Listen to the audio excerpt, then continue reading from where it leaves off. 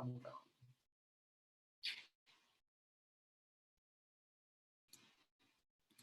Ok, ahora sí. Así que, importante, esta parte es bien importante porque en el cielo se adora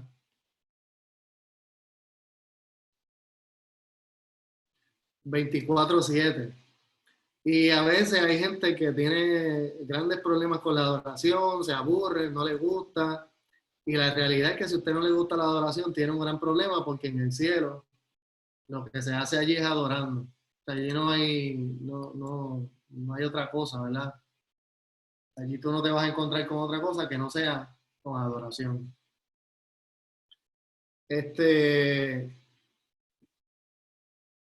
Así que si pudiéramos de alguna forma transferir esta escena,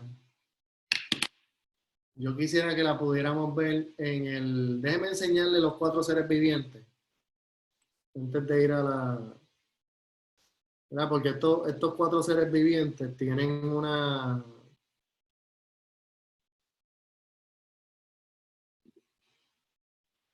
Más o menos estos dibujos que yo encontré se asemejan bastante a la explicación. Este sería el que es como un león. Tiene 6 alas y tiene ojos alrededor, ¿verdad? Este sería el que es semejante a becerro y otra vez tiene 6 alas y tiene ojos alrededor, adelante y atrás. El águila y el que tenía rostro de hombre.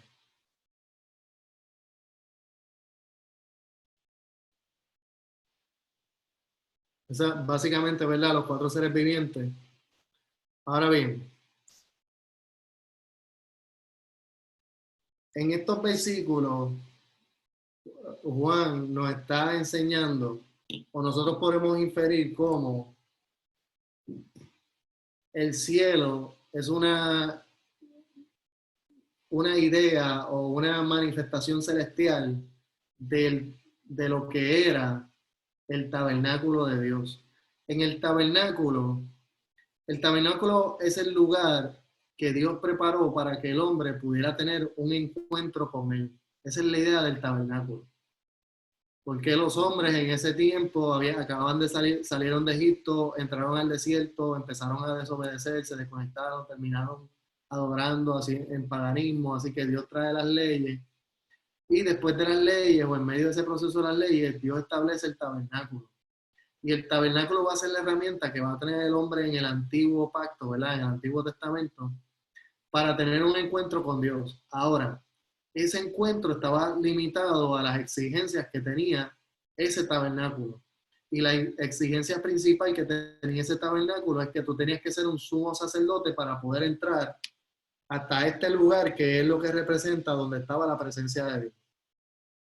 Así que la única forma de tú entrar hasta ahí era siendo un sumo sacerdote. Ahora, en estos versículos que nosotros acabamos de leer, o hasta aquí, lo que hemos leído del libro de Apocalipsis, nos encontramos con un candelero o de 7 lámparas. Y dentro del tabernáculo existe ese candelero de 7 lámparas. No sé déjame ver si tengo una foto más cerca del candelero. Este es el candelero de 7 lámparas. La lámpara del medio, esta que está aquí, representa a Jesús. Y las otras 6 representan al hombre. En la lámpara del medio es donde estaba el aceite que se utilizaba para prender las otras 6. Por eso la del medio es Cristo, que es la que está encendida eternamente, y el hombre entonces se enciende con ese aceite de la que está en el medio.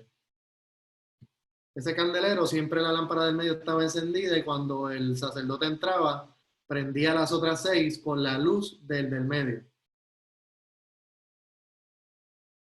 Lo otro que nos enseña es que antes de llegar al trono, en lo que acabamos de leer, antes de llegar al trono, mira lo que Juan dijo. Juan dijo, y delante del trono había un mar de vidrio semejante al cristal. Ese mar de vidrio es la fuente de bronce. ¿Por qué? porque la fuente de bronce era el último paso que tenía que dar el sacerdote antes de poder entrar a lo que iba a ser la presencia de Dios. Si usted no se lavaba en la fuente de bronce, que lo que tenía básicamente era agua, esto es lo que se conoce como el bautismo judío.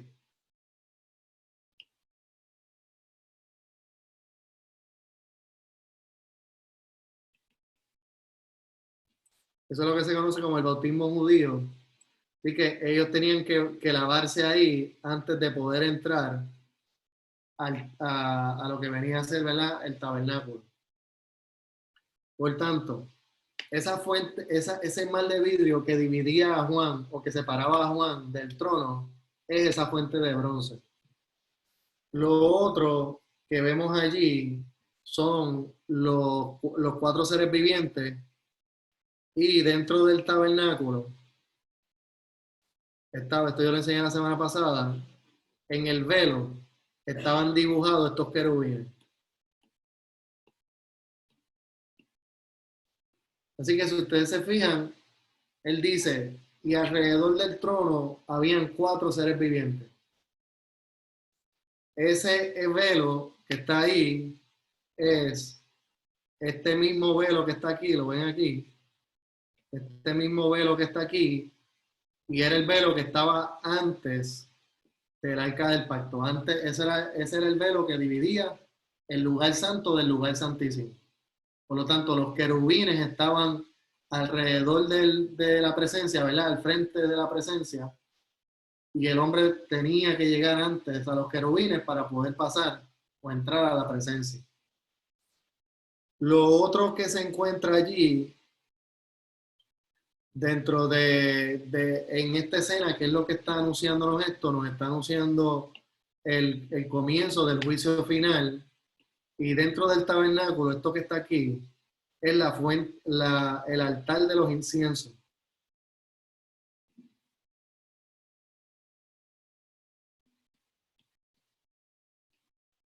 El altar de los inciensos. Y el altar de incienso representa el juicio de Dios.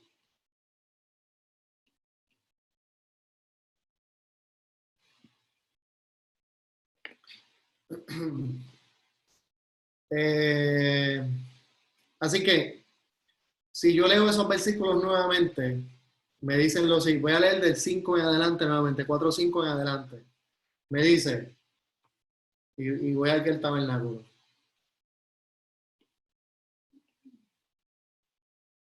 Me dice, lo primero que me dice es que él escuchó truenos y relámpagos.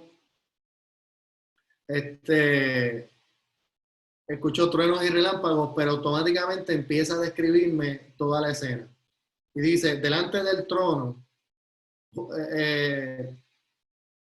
del trono ardían 7 lámparas de fuego.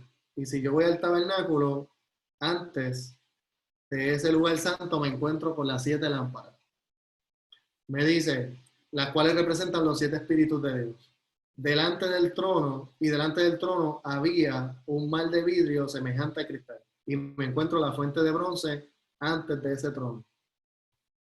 Y me dice, y junto al trono, alrededor del trono, 4 seres vivientes llenos de ojos delante y detrás, y ahí voy al velo y me encuentro con los 4 seres vivientes.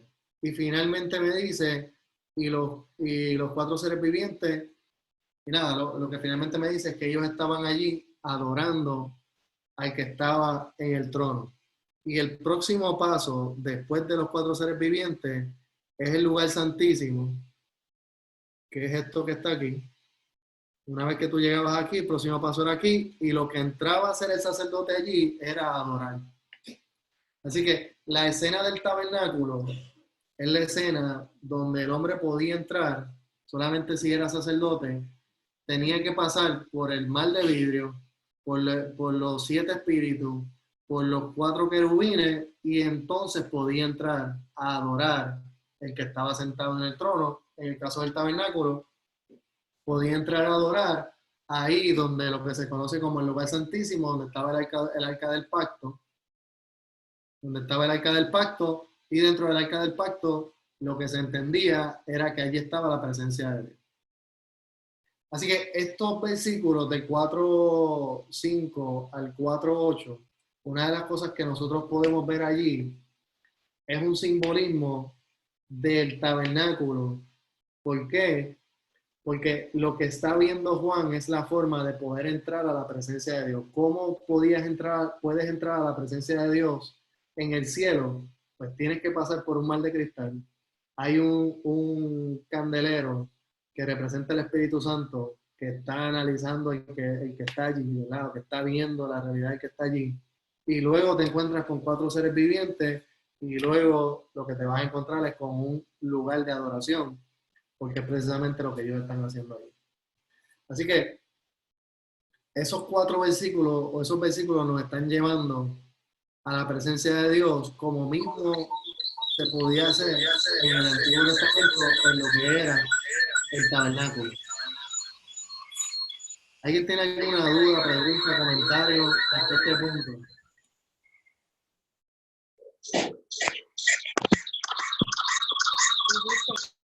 No sé si hay alguien hablando por ahí.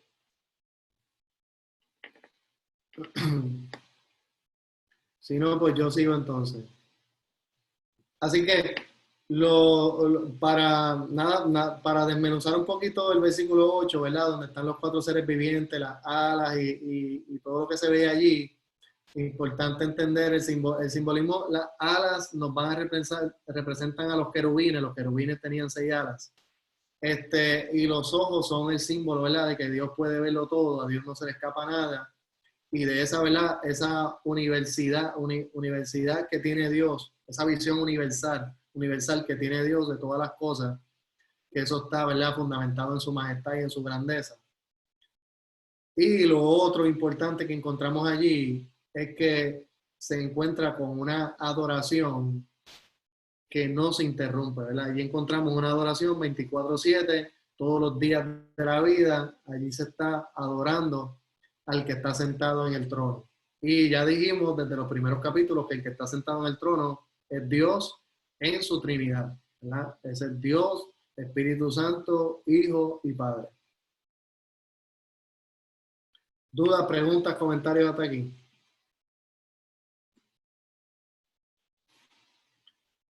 Si no, pues seguimos entonces para versículos 9 y 10. Dice lo siguiente: y siempre que aquellos seres vivientes dan gloria y honra y acción de gracia al que está sentado en el trono, al que vive por los siglos de los siglos, los 24 ancianos se postraban delante del que estaba sentado en el trono y adoraban al que vive por los siglos de los siglos y echaban sus coronas delante del trono, diciendo. Así que es importante entender esto porque ya nosotros establecimos que los 24 ancianos, los 24 ancianos representan a la iglesia universal.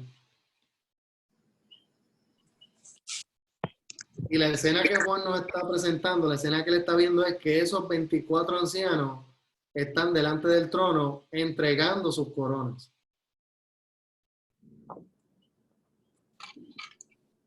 Esas coronas que están entregando ellos son las coronas que vimos, las 7 coronas que vimos en las 7 iglesias. Déjeme buscar eso. Déjeme buscarlo aquí rapidito. Cuando nosotros lleguemos al cielo, allí nosotros estaremos alcanzando la corona incorruptible. ¿Y qué es la corona incorruptible? Pues es precisamente la promesa de la salvación eterna que nos dio Jesucristo. Ahora, esa corona incorruptible, el mismo Jesús cuando le escribe a las iglesias, se la describe en siete promesas. Voy a ver si las encuentro aquí. Estoy buscando la tablita de las iglesias, porque ahí está más fácil para leerlo.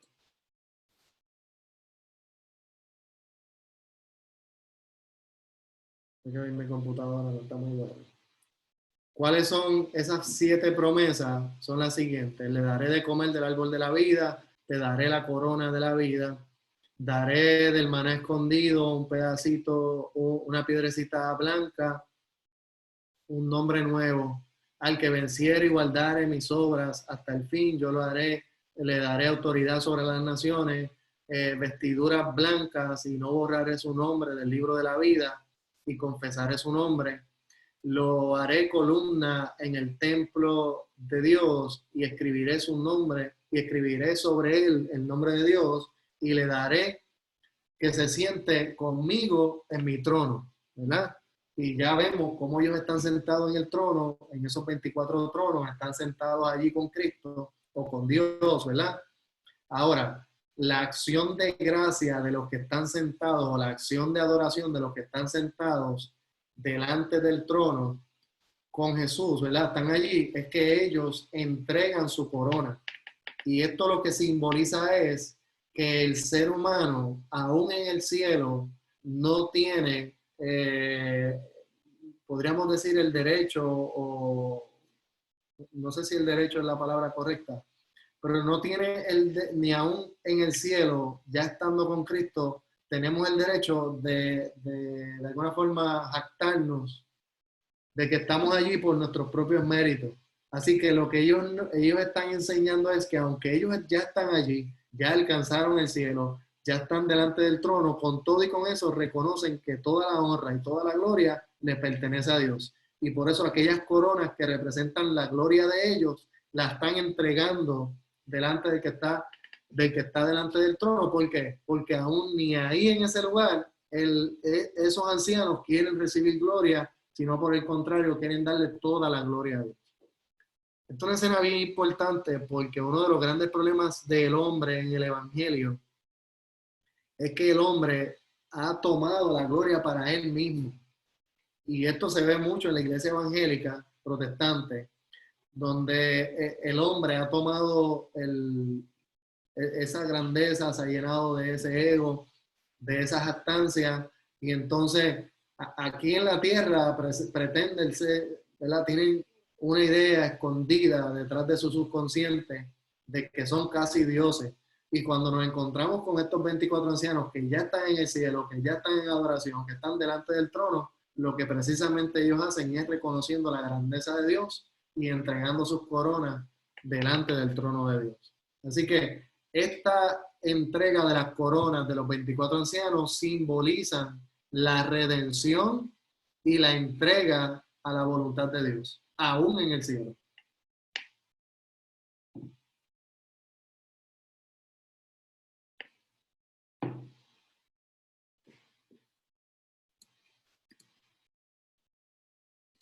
Dudas, preguntas, comentarios. Algo por aquí en el chat, déjame ver quién me escribió por aquí. ¿Qué se hacía en el altar del incienso? El altar del incienso, básicamente lo que se hacía era quemar incienso, como los que vemos por ahí ahora. Básicamente lo que se hacía era quemar incienso con el propósito de oración. El altar de incienso representa la oración. Y era una de las herramientas que utilizaba el hombre en el momento de orar, pero ya más para, ¿verdad? Podríamos decir para ambientalizar, aunque era parte de la ley ceremonial. En el libro Levítico, donde están las leyes, allí está la ley de la celebración, y parte de la ley de la celebración era el orar con el altar del incienso, como también se hacía con la ofrenda mecida y otro tipo de ofrendas que se utilizaban. Pues lo que tenía que ver con el altar del incienso era un tipo de ofrenda que se utilizaba dentro de la ley ceremonial, o dentro de las leyes para las ceremonias. O sea, porque Dios en el Antiguo Testamento reguló las ceremonias también, cómo se hacían las ceremonias. Así que el altar del incienso representa las oraciones de los cristianos. Pastor, Sí, Juan era judío, Juan sabía de los rituales del tabernáculo. sí, él era judío y conocía todos los rituales. No tanto como, ¿verdad? Cuando lo comparamos con Pablo, que era un maestro, ¿verdad? De la ley, pero sí, él conocía el rito, él participaba del rito judío, aunque ya en este momento ya este es un Juan maduro, este es un Juan que ya había entendido, ya había salido del judaísmo, había entrado al cristianismo, lo sabemos porque cuando leemos sus cartas, cuando leemos las cartas de Juan, vas a ver que él se había liberado ya del judaísmo. Y obviamente esta escena, a alguien que había participado del judaísmo, lo que esta escena le estaba enseñando era cómo Jesús venía a reemplazar la ley y cómo todo lo que Cristo había hecho venía a reemplazar el tabernáculo y todo lo que había el tabernáculo. Y lo otro era que le estaba enseñando a Juan que el tabernáculo o el templo de Dios era meramente un símbolo del cielo. Okay. Sí, por eso él lo vio, por eso él vio todo lo que estaba en el tabernáculo, él lo vio alrededor del trono. Exactamente, porque el tabernáculo era un símbolo del cielo. Okay. Era para que el hombre pudiera entender cómo opera el cielo. El cielo opera donde tú te vas a encontrar con Dios sentado delante del trono, o sea, y te vas a encontrar con los querubines allí, te vas a encontrar con todos rendidos delante del trono. O sea, y esa era la idea. Cuando a un judío tú le hablas del tabernáculo, ellos entienden la grandeza del tabernáculo. ¿Por qué? Porque ese tabernáculo representa la presencia de Dios. Entonces ellos entienden por qué hay unos frenos y por qué hay unos límites, porque tú no estás listo para poder entrar hasta allá. Entonces, eso es simplemente, eso, lo que quería eso es que el hombre pudiera entender que la única forma de entrar al tabernáculo era que se cumplieran unos sacrificios y se cumplieran el propósito de Dios. Y todo ese propósito lo cumplió Cristo. Por eso cuando Cristo muere en la cruz, una de las cosas que sucedió fue que se rompió el velo, porque la muerte de Cristo viene a reemplazar todo este proceso. ¿Cuál era el proceso para entrar al tabernáculo? Lo primero era que el atrio, ¿verdad? Esta parte aquí es el atrio. Esta parte de afuera, esto es todo el patio del tabernáculo. Lo primero es que no todo el mundo podía entrar. Tenía una puerta y no todo el mundo podía entrar. Eso es lo primero. Segundo, que los que sí podían entrar tenían que estar dentro de un orden. ¿Y cuál era el orden? El orden sacerdotal. Entonces, tercero, para tú poder llegar hasta acá, tenía que haber un sacrificio. Por eso está esta vaquita aquí. Tenía que haber un sacrificio. Después de ese sacrificio, el hombre se tenía que lavar, se tenía que limpiar. Y luego de ese sacrificio, luego de limpiarse, entraba al lugar santo y en el lugar santo tenía que cumplir con un protocolo. ¿Cuál era el protocolo? Él entraba, encendía la lámpara, organizaba los panes sin levadura, encendía el altar del incienso y entonces entraba. Así que tenía que cumplir con todo ese protocolo antes de poder entrar a lo que se conocía como el lugar santísimo. Así que el hombre judío sabía todos los límites que había para poder entrar hasta allá. Y esto no es simplemente, esto es un símbolo donde Dios está diciendo la única forma, y lo otro es que para entrar aquí, él tenía que traer la sangre de este animal, tenía que llevarla hasta acá. Así que el judío sabía que la única forma de entrar a la presencia de Dios era con sangre y que tenías que ser sacerdote. Y para ser sacerdote tenías que ser parte de un pacto. Así que el judío sabía todas las limitaciones que habían. Así que cuando Juan llega al cielo, se encuentra con esta escena. ¿Quién llamó a Juan para poder ver esa escena?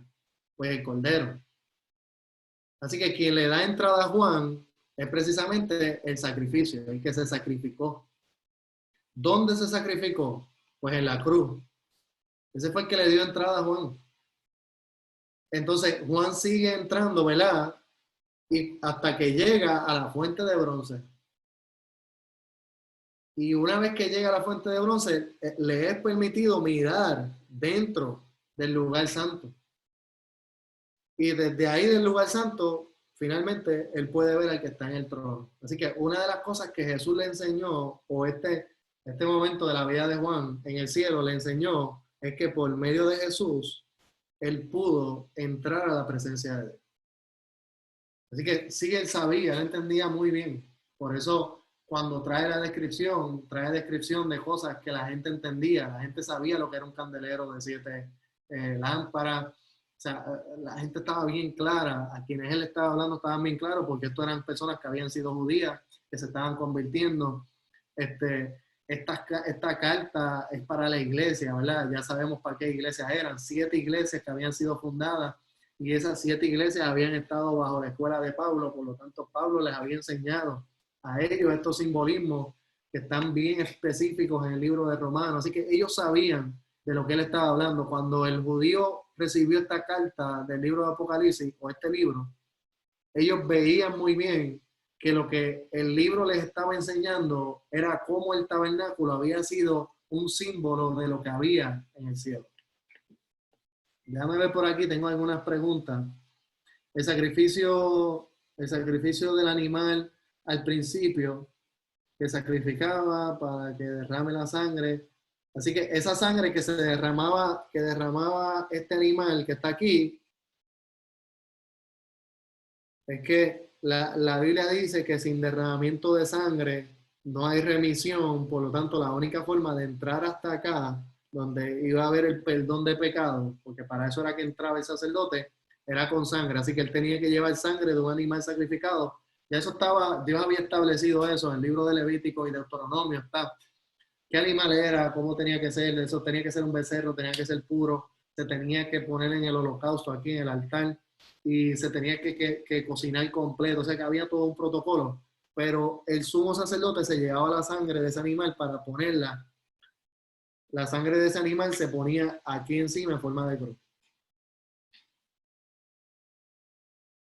Otra pregunta es, ¿por qué panes sin levadura? Los panes sin levadura representan a Jesús y esto se había establecido también en Levítico y en Deuteronomio, es parte de la ley de la ceremonia.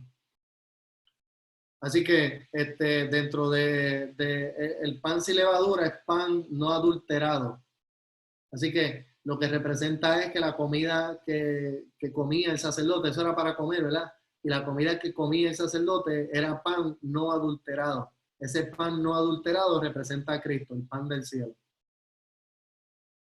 La lámpara representa a Cristo, el incienso representa las oraciones, el pan representa a Cristo. Efesios capítulo 4, capítulo 2, versículo 42 dice, y perseveraban unánimes en la doctrina de los apóstoles, en el partimiento del pan y en las oraciones. ¿Cuál era la doctrina de los apóstoles? Jesucristo. ¿Cuál era el partimiento del pan? Representa el pan sin levadura.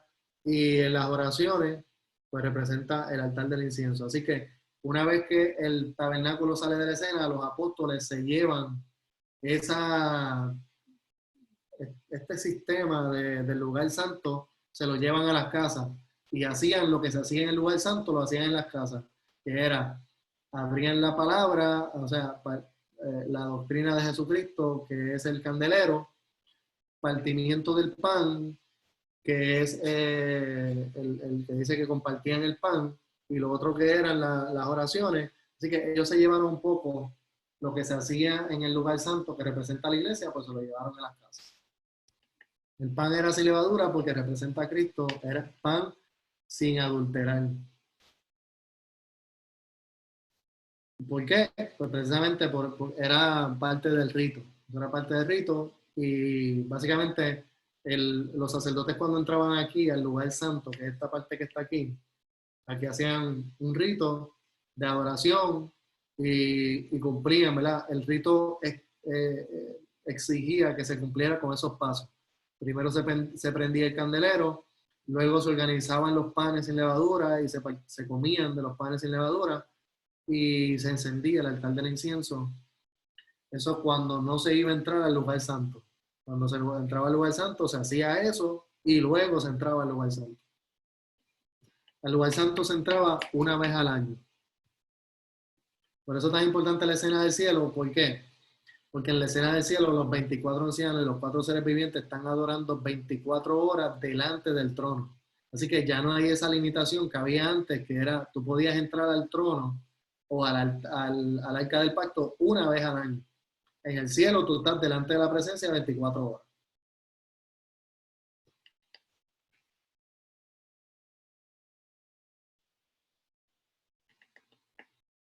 ¿Estamos bien?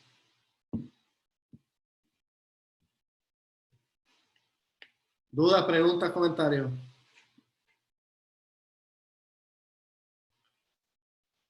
Entonces, ya en el versículo 11, en el versículo 11 del capítulo 4, nos encontramos con lo que viene a ser el cierre, ¿verdad? Y esta oración final dice, Señor, digno eres de recibir la gloria y la honra y el poder, porque tú creaste todas las cosas, por tu voluntad existen y fueron creadas. Y esa es precisamente la afirmación donde en este capítulo 4 vemos que va a entrar Jesucristo en la escena. Entonces, que quien está sentado en el trono hasta este momento, el que está sentado aquí es Dios Todopoderoso, ¿verdad? En su Trinidad. Quien está ahí sentado es Dios en su Trinidad Todopoderoso. Ahora, ya en el último versículo se da un pie forzado para lo que va a ser la entrada de Jesucristo. ¿Por qué? Sabemos eso precisamente cuando dice, porque tú creaste. Y sabemos que quien creó es Dios, pero la acción de Dios, ¿quién es? Cristo. Así que ya ahí el Apocalipsis comienza a revelarnos a Jesucristo. Y básicamente él está haciendo claramente una referencia a Colosenses capítulo 1, versículo 15 en adelante. Fíjense lo que él dice. A ver si se lo puedo poner aquí. Déjenme buscar la Biblia. ¿Dónde está mi Biblia? Aquí, ¿dónde está mi Biblia?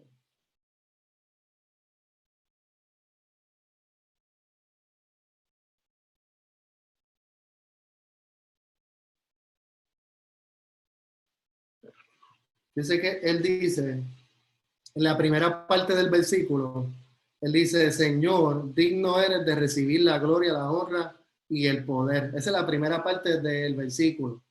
Y ahí está hablando directamente a Dios, al que está sentado en el trono, al que está en el medio del trono. Ahora, ahí el versículo cambia y viene la segunda parte de este versículo. Y esa segunda parte del versículo empieza a enseñarnos a Jesús. Dice, porque tú creaste todas las cosas. Si yo busco la Biblia, en todos los momentos que la Biblia me habla de Dios creación o Dios creador, me voy a encontrar con Colosenses capítulo 1. Déjame buscarlo aquí más fácil. Me encuentro con Colosenses capítulo 1, versículo 15, porque dice, Él es la imagen del Dios invisible, el primogénito de toda creación. Así que sabemos que Cristo es antes. Primogénito lo que significa es primado. No significa necesariamente como nosotros lo vemos con los hijos, que es el primer hijo. En este caso, esta palabra primogénito lo que significa es el primado, la primacía sobre todas las cosas. Entonces, dice, ahora cuando empieza a hablarme de ese primogénito, me dice, porque en él fueron creadas todas las cosas. Así que cuando el versículo 11 de Apocalipsis me dice, porque tú creaste, yo tengo que saber lo que ya la Biblia me enseñó, que es que cuando Dios creó en Cristo. Cuando Dios creó en Cristo. Por lo tanto, ese versículo me está apuntando directamente a Jesús. Porque la misma Biblia nos dice, porque en Él fueron creadas todas las cosas, las que hay en los cielos, las que hay en la tierra, visibles e invisibles, sean tronos, sean dominios, sean principados, potestades, todo fue creado por medio de Él y para Él. Así que cuando el versículo, cuando los que están adorando apuntan al que está sentado en el trono, una vez que ellos dicen creaste, están apuntando a Cristo porque Cristo es el medio de la creación. Si vamos a Juan, Juan capítulo 1, ¿verdad? Estos versículos nosotros lo hemos leído como 190,000 veces. En el principio era el verbo y el verbo era con Dios y el verbo era Dios. Este era en el principio con Dios. Todas las cosas por Él fueron hechas y sin Él nada de lo que ha sido hecho fue hecho. En Él estaba la vida y la vida era la luz de los hombres y la luz en las tinieblas resplandece y las tinieblas no prevalecerán contra ella. Así que vemos que cuando la Biblia me habla de Dios creador, Dios creando, a quien está apuntando es a Cristo, porque Cristo es el medio de la creación de Dios. Si yo voy a Génesis capítulo 1, en el principio creó Dios. ¿Cómo creó Dios? Ya Colosenses lo dijo, ya Juan 1:1 lo dijo. ¿Cómo Dios creó? Por medio de Cristo. Así que cuando la Biblia me dice en el principio creó Dios, ahí lo que me está diciendo es, en el principio, por medio de Cristo, Dios hizo los cielos y la tierra. Porque yo sé exactamente, sin lugar a duda, que eso es lo que está diciendo, pues por lo que dice Colosenses capítulo 1, en el versículo 16, porque en Él fueron creadas todas las cosas, las que hay en los cielos y las que hay en la tierra. Así que si Génesis me dice, en el principio creó Dios, automáticamente me apunta a Cristo. Porque la Biblia me enseña que todo fue creado en Cristo. Así que en este versículo 11 del capítulo 4, y regresamos allá, en el versículo 11 del capítulo 4, ya automáticamente me está apuntando a Jesús. Porque tú creaste todas las cosas y por tu voluntad existen y fueron creadas. Y ya ahí, en ese I, de ese I en adelante, apunta nuevamente al que está en el trono. ¿No? Porque ahí cambia el versículo, aunque todo el tiempo estuvo hablando o se estuvo diciendo el que está en el trono, sabemos que la creación le pertenece a Cristo, porque Él es el motor de la creación.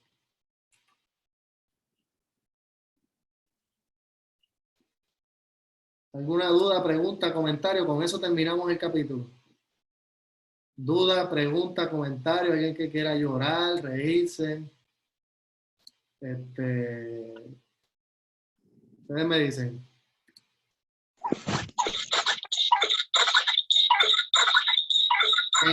En resumen, este capítulo 4 lo que nos está enseñando es una escena de Dios. Aquí, este capítulo 4, si lo fuéramos a resumir, nos está enseñando a Dios en el cielo. Lo que Juan vio fue a Dios en el cielo, vio ese trono, vio al que estaba sentado en el trono, que es Dios Trinidad, y vio la escena que se está dando allí en el cielo ahora mismo, 24/7. Así que el segundo piso de este edificio que nosotros estamos subiendo, ¿verdad? Estamos experimentando. Ese segundo piso nos da una visión. Fíjense cómo se va abriendo la visión. En el primer piso vimos las 7 iglesias y vimos a Jesús hablando con las 7 iglesias. Ya en el segundo piso vimos a Dios. Aquí vimos a Jesús.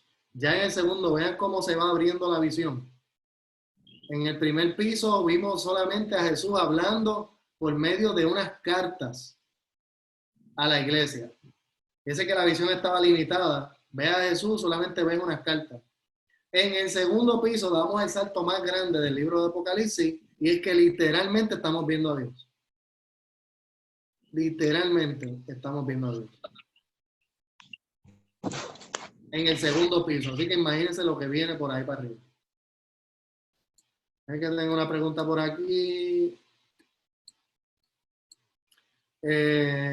Cuando se dice todo fue creado en Cristo, aún el Viejo Testamento sigue refiriéndose a Dios, aunque Cristo fue Jesús después de ser, aunque Jesús fue Cristo después de ser crucificado. No tiene que ver con el tema, pero me quedó la duda. No estoy entendiendo muy bien la pregunta. Aún en el Viejo Testamento se sigue refiriendo a Dios. No entiendo la pregunta, Cristian. Eh,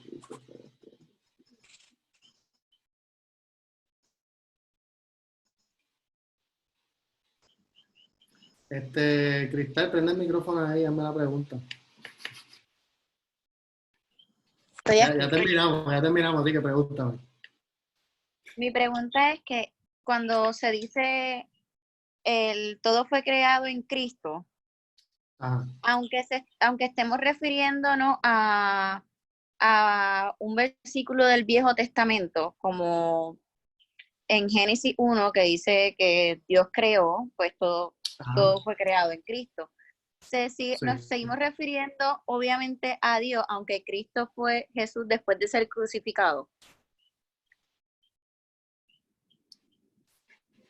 No entiendo. No me estoy explicando bien. El cambio vamos primero con el cambio de nombre de Jesús. Jesús, para verlo aquí, la forma más fácil de verlo es así. Esta es la cruz, ¿verdad? Él es conocido como Jesús. Él es conocido como Jesús de Nazaret antes de la cruz. Ya después de la cruz lo vamos a conocer como Jesucristo. ¿Por qué? Cristo lo que significa es Mesías, ungido. Cristo lo que significa es Mesías ungido. ¿Qué sucede? Que una vez que Él muere en la cruz, ya los apóstoles, cuando tienen revelación del Espíritu Santo, finalmente reconocen que Cristo era el Cristo. O finalmente reconocen que Jesús, el de Nazaret, el que caminó con ellos por 3 años, era el Cristo. Por tanto, de ahí en adelante, ellos comienzan a llamar a Jesús de Nazaret por Jesucristo o el Cristo. Porque ya ellos tienen la revelación de que ese que ellos conocieron como Jesús de Nazaret era el Cristo y ahora es el Cristo porque está vivo y reina para siempre. Así que ese es el cambio. Por eso, cuando tú te encuentras con cualquier versículo del Nuevo Testamento, donde escribió Pablo, donde escribieron los apóstoles, ellos van a hacer referencia a Cristo, o a Jesucristo, o al Mesías, o al Señor. ¿Por qué? Porque ya ellos no van a hablar más de Jesús de Nazaret, porque Jesús de Nazaret era el Cristo, pero antes de finalmente ser revelado como el Cristo. No sé si estamos claros ahí en cuanto al nombre de Jesús. Sí.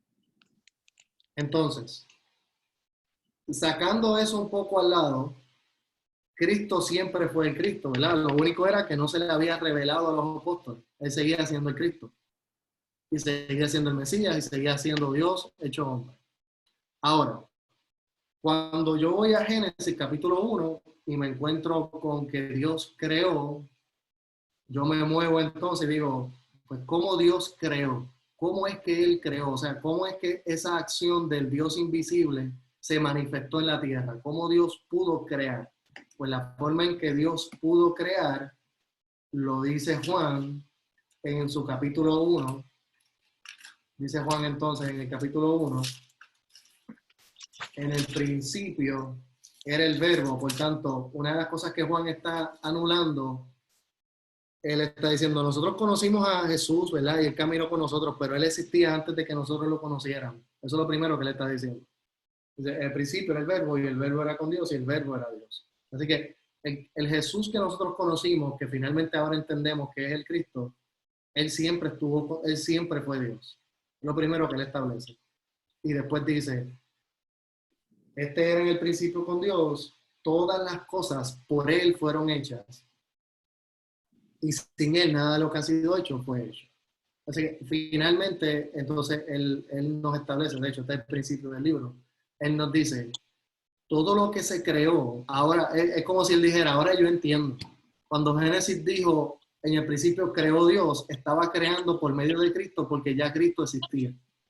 Yo conozco a Cristo ahora porque me fue revelado ahora, pero ya Él existía. Así que cuando tú vayas al Antiguo Testamento y te encuentres con creación, esa creación es por medio de Cristo. Mi duda está aclarada. Yo no sé si contesté tu pregunta. Sí, sí. Sí. Sí. Así que aún en el Antiguo Testamento, cuando tú te encuentres con creación, es Cristo. Lo que pasa es que tú vas a ver a Cristo en distintas etapas. Primero lo ves como, acuérdate que es una cuestión de revelación. Para ti y para mí, nosotros no conocimos a Jesús de Nazaret. Nosotros conocimos al Cristo porque nosotros estamos después de la muerte. Como estamos después de la muerte, pues ya nosotros conocimos al Cristo. Pero Juan, por ejemplo, que vivió con Jesús antes de que muriera y resucitara, pues conoció esa parte de Jesús antes de finalmente ser revelado como el Cristo. Entonces, ellos caminaban con Jesús y no sabían que él era el Cristo. Y no es hasta en el libro de Hechos que viene el Espíritu Santo que finalmente ellos entienden que él es el Cristo. Y el Cristo es un título, que lo que significa es Mesías. ¿Alguna otra duda, pregunta?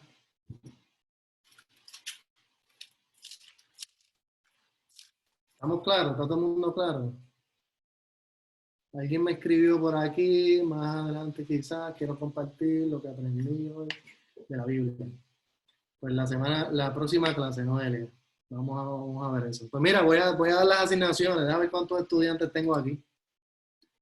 Los voy a poner, esta semana sí que los voy a poner a pensar. Mira, tengo 15 estudiantes y tengo 15 asignaciones.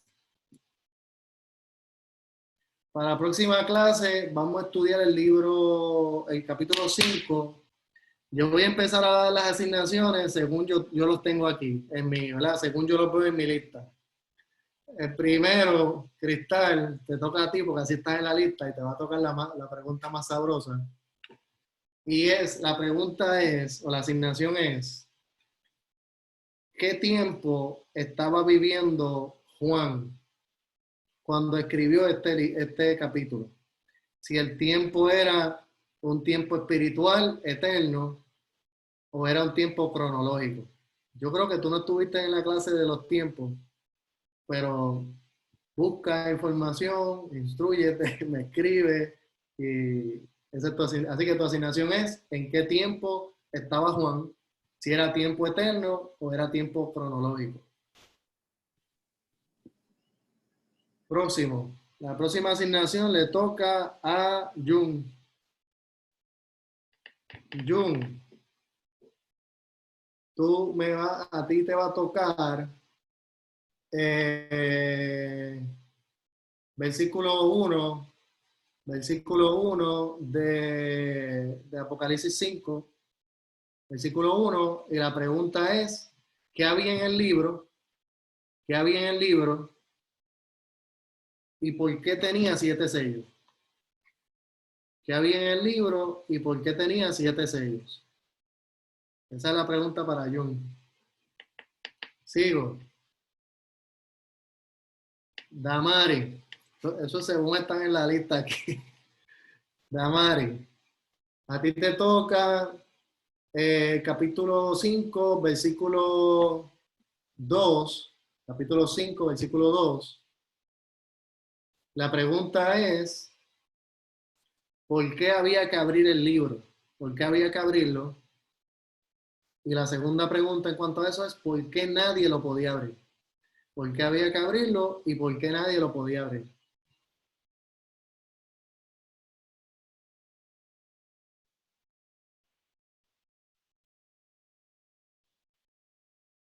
Próximo.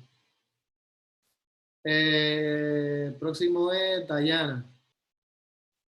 Apocalipsis 5:5. Apocalipsis 5:5. Dos preguntitas para ti. ¿Qué significa el león y qué significa la raíz? ¿Qué significa el león y qué significa la raíz? ¿O qué simboliza?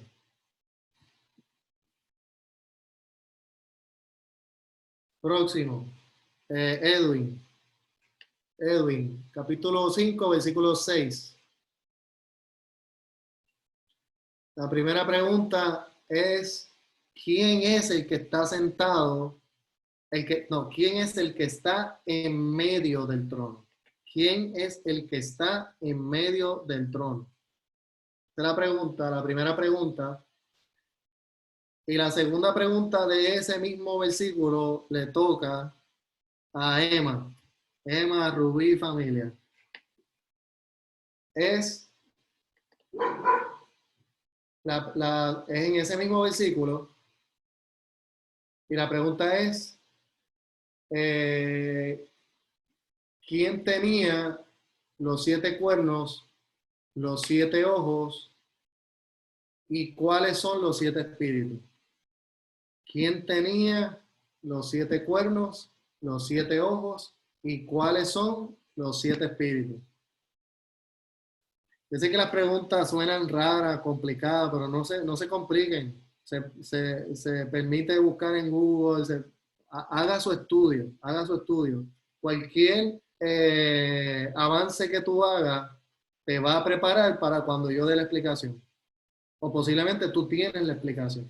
Así que no se asusten, ¿verdad? A veces, por ejemplo, ese de los 7 cuernos es uno los 7 cuernos, los 7 ojos y los 7 espíritus es una de las grandes interrogantes y llenas de sabiduría de este capítulo. Así que yo y familia, Emma y familia van a gozar ahí. Entonces, sigo.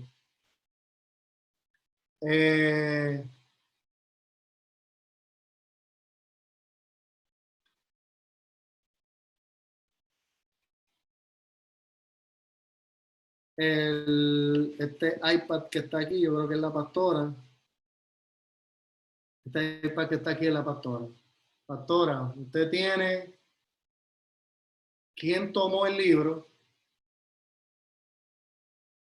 Eso es versículo 7 de Apocalipsis. ¿Quién tomó el libro y por qué lo pudo tomar?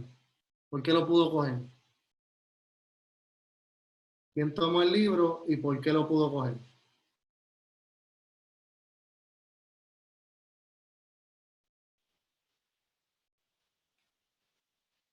Próximo. Próximo le toca a Jennifer Irizarry. Jennifer Irizarry y familia. Apocalipsis capítulo 5, versículo 9. Versículo 9. Y la pregunta es, ¿a quién se le está adorando? ¿A quién se le está adorando? ¿Por qué se le adora? O sea, ¿qué tiene que se le adora? ¿Y qué tiene que ver la sangre? ¿Qué tiene que ver la sangre? ¿A quién se le está adorando? ¿Por qué se le adora? ¿Y qué tiene que ver la sangre? O sea, ¿qué papel tiene la sangre en ese ser? Próximo es Nilian. Capítulo 5, versículo 10. Capítulo 5. Nana y Daya están ahí. Bueno, ya yo le di a Daya, pues ustedes dos compartan esa asignación.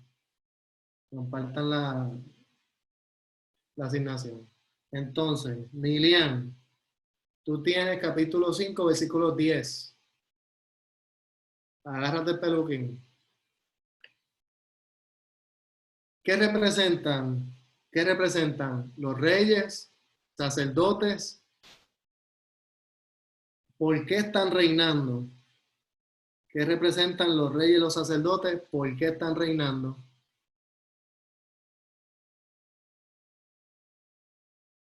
Y la otra parte de esa pregunta es si nosotros vamos a poder reinar y ser sacerdotes. si nosotros vamos a poder reinar y ser sacerdotes. ¿Qué representan los reyes y sacerdotes? ¿Por qué están reinando? Y si nosotros vamos a poder hacer eso también. Sigo. Noelia. Apocalipsis capítulo 5, versículo 11.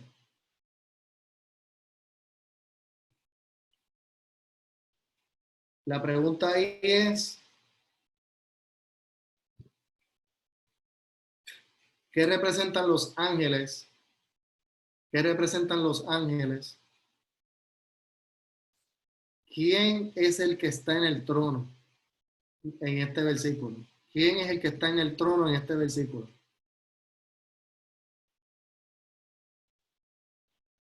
¿Y por qué se le adora? ¿Quién es el que está en el trono en este versículo y por qué se le adora? ¿Qué representan los ángeles? ¿Quién es el que está en el trono y por qué se le adora? Digo, mira, Rosana y Nilian pueden compartir la pregunta.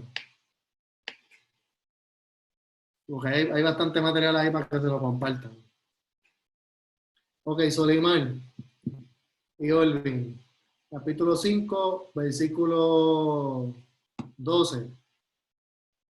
Capítulo 5, Permiso, versículo 12. pastor. Sí, Permiso. te Que escucho. Monique una pregunta a ella también. ¿Te quiere una pregunta también? Se la damos.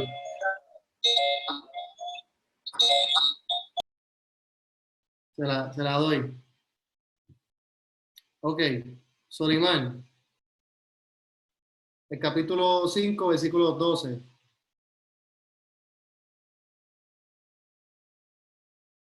¿Qué significa o qué representa el cordero inmolado? ¿Por qué hay un cordero inmolado ahí? ¿Por qué hay un cordero inmolado ahí?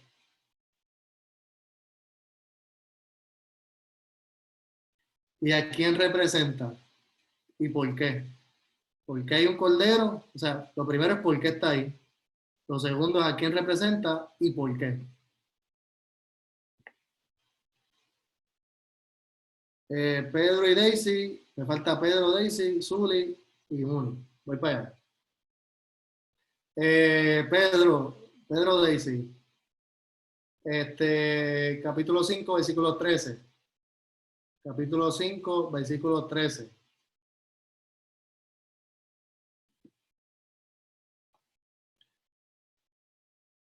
La primera parte de la pregunta es, ¿de quién me está hablando? ¿De quién me está hablando?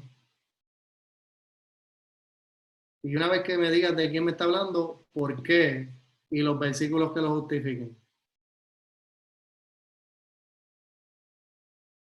¿De quién me está hablando? ¿Por qué me está hablando de él? Y los versículos que lo justifiquen.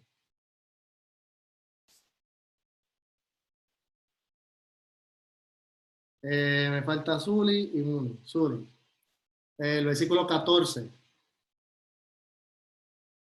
El versículo 14.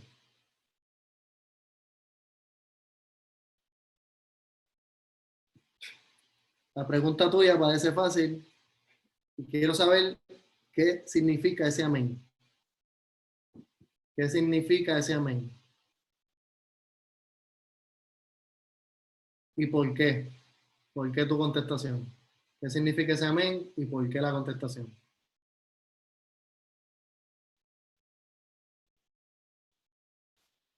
Entonces, para Muri, agárrate el peluquín. La pregunta es, ¿por qué Jesucristo tiene que ser el centro de la adoración? ¿Por qué Jesucristo tiene que ser el centro de la adoración?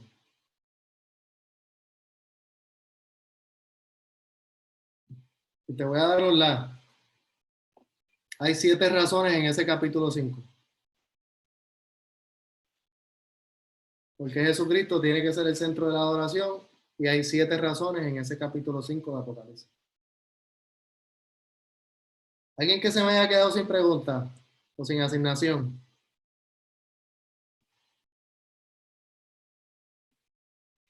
¿Todo el mundo tiene? Sí, para eso nadie levanta la mano, ¿no? No, pero yo creo que yo lo cogí a todos. Bueno, hasta aquí la clase. Dudas, preguntas, comentarios. Si te tienes alguna duda sobre la asignación, una duda en el chat. Vamos para el chat. Vamos para el chat. Mi pregunta es sobre el libro de Hechos. Libro de Hechos. Espérate, déjame, voy por ahí, voy por ahí. La primera. Ajá, cuéntame. Libro de Hechos. No, la tuya es de Apocalipsis 5. No, tu pregunta es, tú fuiste la primera. Tu Sí, pregunta es que es, se entrecortó y no escuché del libro ok, que era. no, es sobre el libro de Apocalipsis completo. En ese capítulo 5 de Apocalipsis. Okay, Y la gracias, Jenny. pregunta es ¿en qué tiempo estaba Juan? Si era tiempo eterno o era tiempo cronológico. Yo no sé si tú cogiste la clase de los tiempos, así que puede que te me pierdas ahí, pero nada, me escribes si tienes duda en cuanto a los tiempos y yo saco un minuto y te lo explico.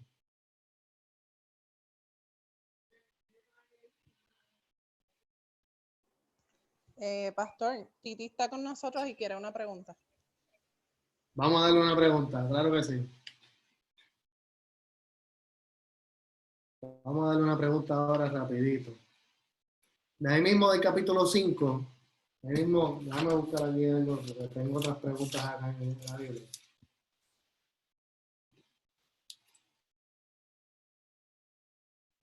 De mismo en el capítulo 5, la pregunta es que no, eso está muy complicado.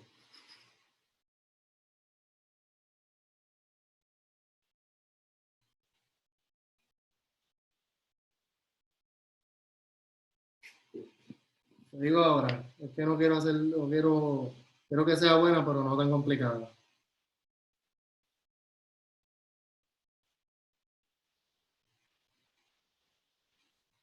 Ok, capítulo 5, versículo 2. Capítulo 5, versículo 2. ¿Por qué es un ángel quien está hablando? ¿Por qué es un ángel quien está hablando?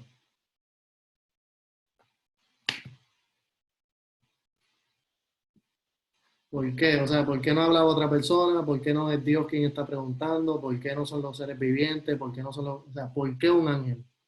¿Por qué un ángel?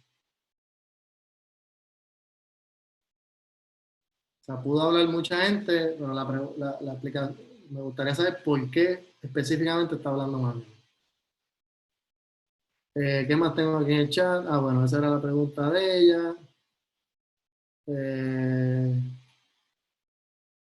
¿Alguien más? El nene, vamos, comparte, decía, ¿qué aprendiste? Y nos vamos con eso, oramos con Jesía. Decía, ven. Sí, ahora es que estaba ansioso. Se está preparando. No me escuchen. Dale, pero ahora. Ven, Cuéntanos, cuéntale. Jesía, cuéntanos. Que Jonás no le hizo caso, que dijo Dios que vaya para Nínive y fui para Tarsis.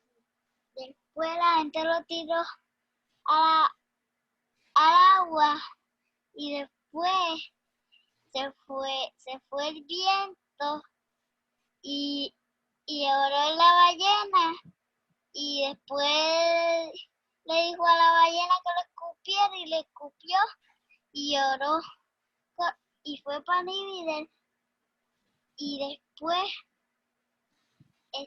cuando fue para Nínive le dijo a la gente mala que no volviera a hacer cosas malas. Amén y amén.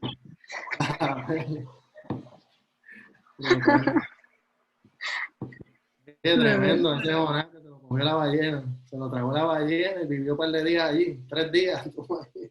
Viviendo el contrario, porque no hay otra palabra. Muy bien, decía. Pues si no hay ninguna otra duda, si alguien tiene dudas en cuanto a la asignación, cuando la estén preparando, Me pueden escribir a mí directamente a... Voy a repetirte mi pregunta, a ver si estoy en lo correcto. ¿Qué representan los reyes y sacerdotes? ¿Por qué están reinando? Sí, ¿por qué están reinando? Reinar y ser sacerdotes. Esas dos. Te perdí. Que nosotros podemos reinar y ser sacerdotes. La otra pregunta. Si nosotros podemos. Si nosotros podemos. No. Si no, la otra pregunta es si nosotros podemos reinar también. O sea, ¿qué representan los reyes y sacerdotes? ¿Por qué están reinando? Y la otra parte es si nosotros podemos reinar también. ¿Por qué? Si nosotros podemos reinar también. Esta es una pregunta. Ujú. Y estas Son tres otras preguntas. son dos. Sí. Son tres. ¿Alguien más? Si tienen alguna duda, me escriben en confianza. No les garantizo que les conteste en el momento, pero sí les garantizo que les voy a contestar. Y Miriam quiere hablar de su experiencia de hoy. No, Cuéntanos. ya la compartí. Abuela, ¿A quién? abuela, Ya yo la compartí. abuela. Quiero. ¿Cuándo? Pues con mi familia, aquí. Ah, ok. Está bien. Qué buena fiesta eres. Qué buena Dale. fiesta eres. Pues nada, yo pues voy a contar. Pues yo prediqué sobre, ay Dios mío, sobre David y Goliat. Y el tema fue toda la confianza en Dios. Dice, así como David confía en Jehová, debemos confiar que Él y solo Él nos sacará de esta situación llamada pandemia. Nosotros como sus hijos debemos seguir orando y confiando en que Él y solo Él hará lo que debe de hacer. Y nosotros no vamos ni debemos temer. Dios no desamparó a su pueblo de Israel y lo vemos en 17:37, en Primera de Samuel. Jehová que me ha liberado de las garras del león y de las garras del oso, Él también me librará de las manos de estos filisteos. Y dijo Saúl a David, ve y Jehová esté contigo. Y David peleó con Goliat y lo venció solo con una piedra y una honda. Y eso lo podemos encontrar de 17:49 al 50. Entonces, les comparto estos versículos porque estamos en tiempos difíciles que solo debemos confiar como David lo hizo en 17:47, en Primera de Samuel. Tú vienes a mí con espada y con lanza y jabalina, mas yo vengo a ti en el nombre de Jehová de los ejércitos, el Dios de los escuadrones de Israel, a quien tú has provocado. Y hoy les digo, no tengamos temor, confiemos en que Dios y solo Dios está peleando y nuestro mayor escudo es adorar y orar. No teman que Dios está peleando por ti, por mí, por el mundo entero. Y cuando sientan que no puedan más, busquen el versículo Isaías 41:10. No temas porque yo estoy contigo, no desmayes porque yo soy tu Dios. Y que te esfuerces, siempre te ayudaré, siempre te sustentaré con la diestra de mi justicia. Amén. Ya, eso fue lo que compartí. Tremendo. Miren, ya para cerrar, yo comencé una serie aquí que estoy enseñando sobre el propósito eterno, así que después se los comparto. Esto es para cantar. Dale, que mira, son las 9:30 ya. Esta clase dura más que. Está bien, vamos a orar. Este no sabe ni lo que quiere hacer. ¿Va a cantar o no? Dale, me voy. Oramos. En lo que este se decide, vamos a orar. Padre, te doy gracias, mi Señor. Gracias por este tiempo. Gracias por permitirnos reunirnos, congregarnos. Te pedimos, Señor, que continúes bendiciendo tu iglesia, tus hijos. Permite que este tiempo sea un tiempo donde tu palabra sea revelada en nuestras vidas. Aquellos que van a estar estudiando en estos días, Señor, te pido Que seas tú que los ilumines en cada una de las cosas que van a estar haciendo y que a través de tu Espíritu, Señor, revélale la palabra y revélale aquellas cosas que tú quieres enseñar a nuestro corazón. Te doy gracias, Señor, y hemos orado en el nombre poderoso de Jesús. Amén. Y amén. Nos va a cantar y nos vamos. Uy.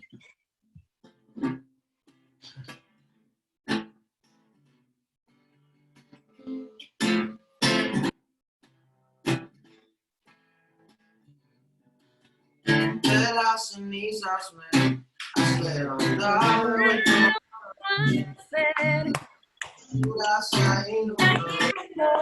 Mi corazón puesto a latir.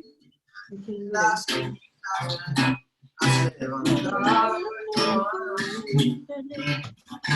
las traído mi corazón puesto a latir. Mi llanto hermoso cambiaste, Jesús. Borraste el pasado, hoy vivo en la luz.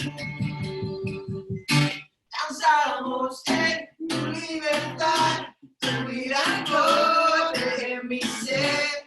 Cantamos por tu gloria, oh Dios, el gozo de mi salvación. No puedo callar, oh, oh, oh. Oh, oh, oh, hey, oh, oh, oh, no puedo callar. Oh, oh, oh, hey, oh, oh, oh, hey, sobre la roca estoy, mis ojos puestos solo eres tú. No, ante la tempestad, mi alma firme está aquí. Y llanto en gozo cambiaste, Jesús. Borraste el pasado, hoy vivo en la luz. Danzamos en tu libertad, tu vida corre en mi ser. Cantamos por tu gloria, oh Dios, el gozo de mi salvación. Danzamos en tu libertad, tu vida corre en mi ser. Cantamos por tu gloria, oh Dios, el gozo de mi salvación. No puedo callar. Oh, oh, oh, hey, oh, oh, oh, hey, oh, oh, oh, no puedo callar. Hey, oh, oh, oh, hey, oh, oh, oh, hey, oh, oh, oh, no puedo callar. Oh, oh, oh, oh, oh, oh, oh, oh, oh, no puedo callar. Oh, oh, oh, oh, oh, oh, oh, oh, oh.